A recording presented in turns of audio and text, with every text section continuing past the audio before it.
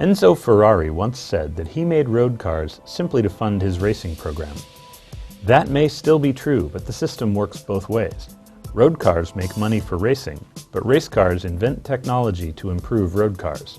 We're here to take a look at the last 30 years of Ferrari supercar history, starting with this, the Ferrari F40. The Ferrari F40 was produced from 1987 through 1992, and in that time just 1,311 cars were made. But the F40 set the standard for supercars in that era. A new F40 sold for $400,000 in 1990.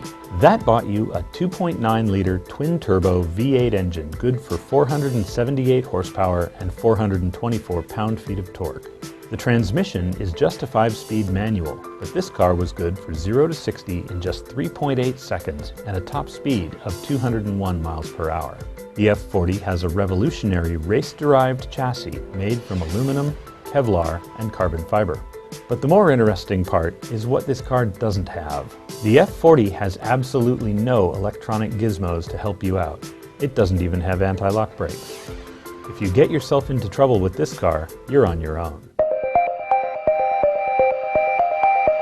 The next phase of technological development took place in the 1990s, leading Ferrari to produce this, the F50.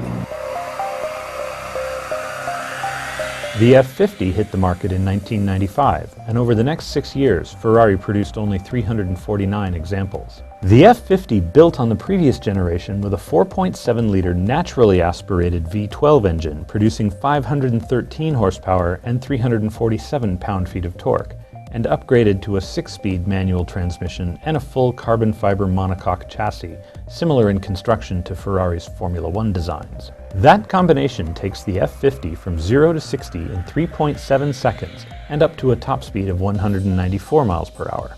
That may not sound like a big improvement in raw speed, but the F50 really set the standard in the 1990s with its new active suspension. Sensors placed on the F50 allow the shock absorbers to respond to chassis movement, brake pressure, and steering inputs within 25 to 30 milliseconds.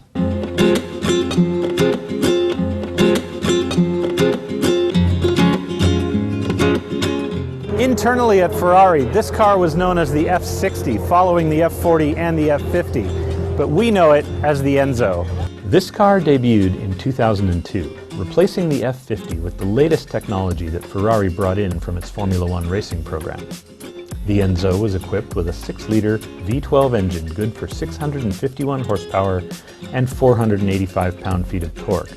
But behind that engine was the new F1 transmission. 6 speeds, no clutch pedal, and paddle shifting. This was the first truly new transmission design in Ferrari history. But the technology story on the Enzo doesn't stop there. Active aerodynamics keep the car planted, and a modern traction control system helps the driver keep the Enzo under control while the car goes from 0 to 60 in just 3.14 seconds and achieves a top speed of 221 miles per hour. 400 copies of the Enzo were made from 2002 to 2004, and then Ferrari took a decade to bring out its next supercar.